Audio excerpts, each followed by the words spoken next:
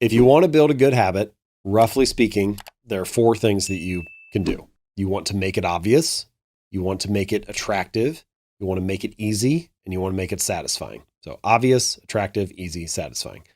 Now, if you're sitting there and you're thinking, how can I get myself to meditate more? You can just turn those into questions and you can say, how can I make the behavior more obvious? How can I make it more attractive? How can I make it easier? How can I make it more satisfying? And you'll start to notice different things that you could do. So for example, how can I make meditation more obvious? Well, do you have a clear space where you're going to do this? Like maybe you need a meditation pillow and it's in the corner of your bedroom or it's in the corner of some other room that is the dedicated meditation space. And this is exactly where it happens. So it's obvious where the behavior is going to occur. Make it attractive.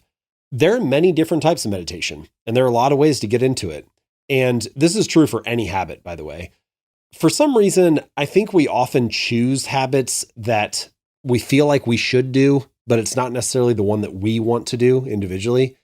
And there may not necessarily be 1,000 ways to do everything in life, but there's almost always more than one way.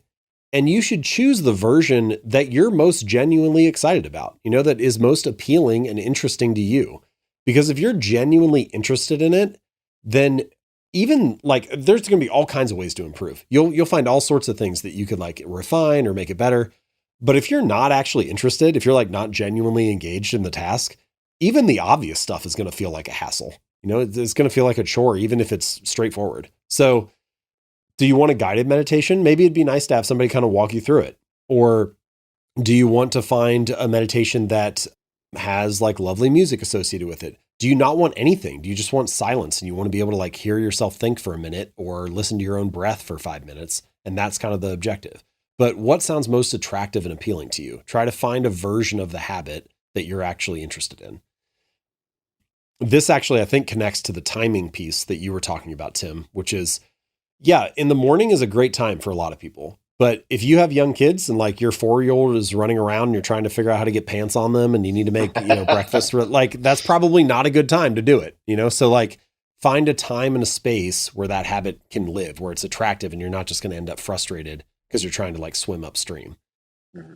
Make it easy. So rather than doing 15 or 20 minutes or 30 minutes of meditation, which, hey, that sounds great because your favorite guru does it. But listen, why not just do 60 seconds? Because if you can master the art of showing up, if you can just do it for a minute and actually stick to that day in and day out, then you're starting to build the habit. And now you have something, you've gained a foothold and you can advance to the next level. One of the things that I recommend in the book is called the 2-minute rule. And it says, just take whatever habit you're trying to build and you scale it down to something that takes 2 minutes or less to do.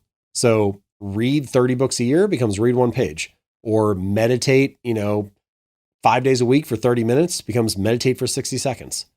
And you're just trying to master the art of showing up. A habit must be established before it can be improved. It's got to become the standard before you worry about optimizing it into some perfect thing.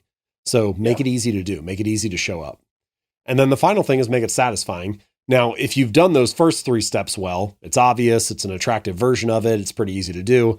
You're probably going to feel pretty good about yourself because you're at the end of the meditation session now. So that'll probably be pretty satisfying. But you can layer on some kind of additional benefit. Maybe you get to have your favorite type of coffee or your favorite drink after that. Or maybe you get to have a bubble bath or a walk in the woods or whatever sounds motivating to you, So find some way to add some additional positive emotions to the experience. Because if you feel good about it, you're going to want to repeat it. And this is something that in Atomic Habits, I call it the cardinal rule of behavior change, which is behaviors that get rewarded get repeated and behaviors that get punished get avoided. And it's so basic, it's so obvious, but all humans want to feel good. We all want to have positive emotions, to be supported, to be loved, to be rewarded, to have something that feels good. And so how can you get that feeling and associate it with your habits? That's kind of the core idea. And ultimately, this connects back to what we talked about with identity, which is the perfect version is when you perform a habit and you feel good because it's reinforcing your desired identity.